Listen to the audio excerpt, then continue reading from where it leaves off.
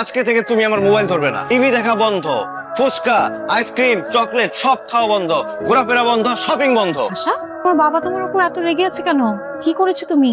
এটা তো আমাদের ফ্যামিলি মিটার, এটা বলা যাবে না। ওকে, কিন্তু তোমার বাবা যে তোমার টিভি দেখা, কার্টুন দেখা কিছু বন্ধ করে দিল, এখন কি করবে? ব্যাপার না মিস, আই উইল ম্যানেজ।